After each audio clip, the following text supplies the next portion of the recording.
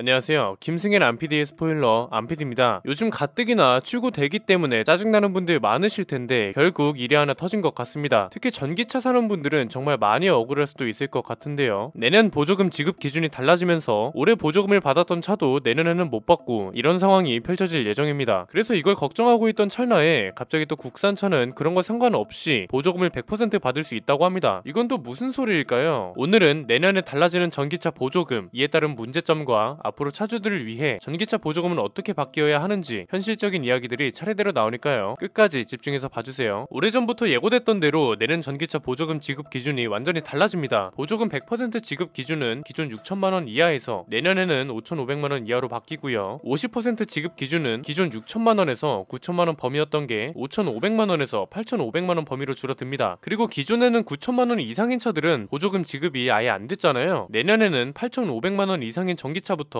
보조금을 못 받는다고 합니다. 그리고 최대 지급 보조금도 올해에는 800만원이었던 게 내년에는 700만원으로 내려갑니다. 이렇게 되면 문제가 생기죠. 올해에는 아이오닉5의 모든 트림이 보조금을 100% 받을 수 있었는데 내년에는 가장 낮은 트림 두 가지만 보조금을 100% 받을 수 있게 되는 거고요. 5,999만원인 모델 3도 지금 가격으로는 보조금을 50%밖에 못 받는다는 겁니다.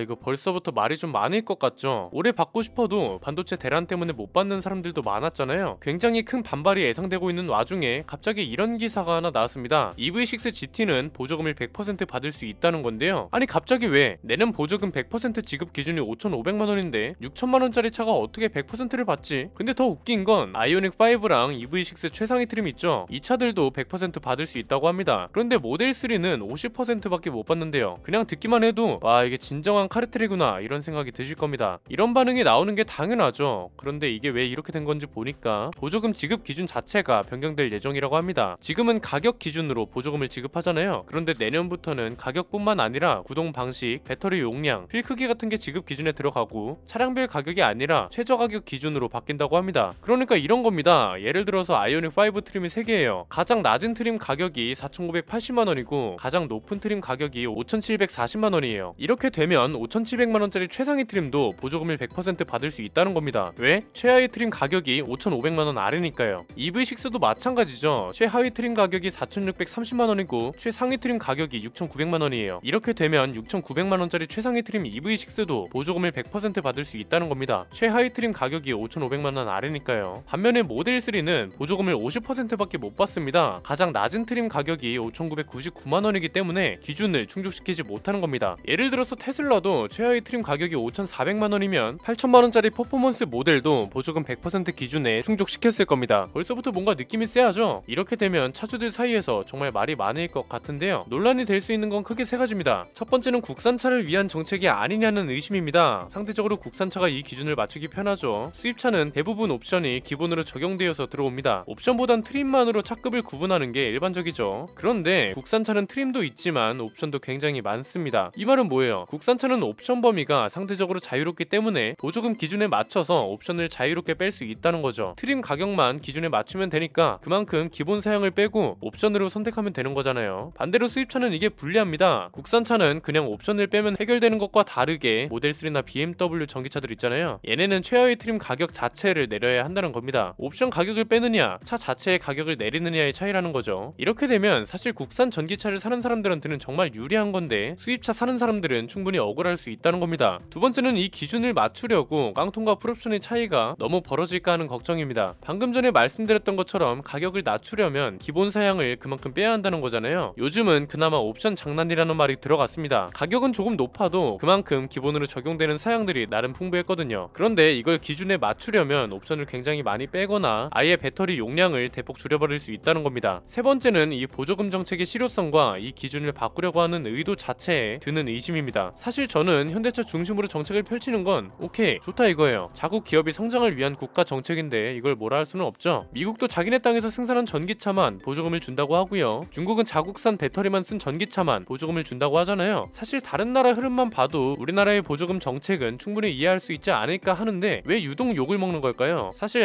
다르고 다른 건데요. 자국 기업을 위한 정책이냐, 자국 기업만을 위한 정책이냐, 이렇게 구분하면 이해가 쉬워집니다. 저는 환경부의 보조금 정책이 실효성 있다는 평가를 받고 제조사를 위한 정책이지만 제조사를 위한 정책이 아닌 사회를 위한 정책이구나 이렇게 인식이 되려면 크게 세 가지 변화가 있어야 한다고 봅니다. 첫 번째는 수입차도 우리 정책 기준에 충분히 맞출 수 있게 해주는 겁니다. 이걸 정말 단순하게 생각하면 수입차한테도 공평하게 하라 이거네, 여기서 끝나는 거고요. 우리 스포일러 구독자분들은 아, 그래야 국가 산업까지 발전시킬 수 있겠구나, 여기까지 생각하셨을 거라고 봅니다. 사례와 함께 볼까요? 미국이 현지에서 생산한 전기차에만 보조금을 준다고 하니까 현대차가 어떻게 반응했나요? 미국 현지에서 판매되는 전기차는 모두 미국에서 생산하겠다고 선언해버렸죠. 이걸 위해 미국에 8조 원이라는 거금을 투자했습니다. 이렇게 되면 미국에 있는 현대차 공장이 전기차 생산 전략 기지로 전환되고요. 이걸 위한 투자를 하면서 국가 산업 전반이 발전할 뿐만 아니라 관련 일자리도 생기고 지역 경제도 활성화됩니다. 현대차도 어쨌든 미국에서 전기차를 팔아야 하니까 미국 정책에 맞게 생산 방향을 바꾸고, 이에 따라 미국은 경제적 이득을 취할 수 있게 된 겁니다. 중국도 한번 볼까요? 여기가 좀 재밌는데요. 중국도 자국 기업 밀어주기가 한창이거든요. 대신 수입차 브랜드도 기준을 맞출 수 있다는 게 큰 강점입니다. 아이오닉5도 중국에서 보조금을 받을 수 있거든요. 중국산 배터리가 들어가서 그런 걸까요? 그렇지 않습니다. SK 배터리가 들어가거든요. 그런데도 보조금을 받을 수 있었던 이유가 회사 지분 때문입니다. SK 이노베이션이 중국에 진출하면서 중국 업체에 지분 51%를 주고 SK는 49%만 갖는 합작 전략을 세웠는데요. 중국 기업 지분이 51%로 더 많으니까 중국에선 이걸 중국산 배터리로 인정을 해준다는 겁니다. 이게 SK도 그렇지만 현대차가 정말 머리를 잘 쓴 거죠.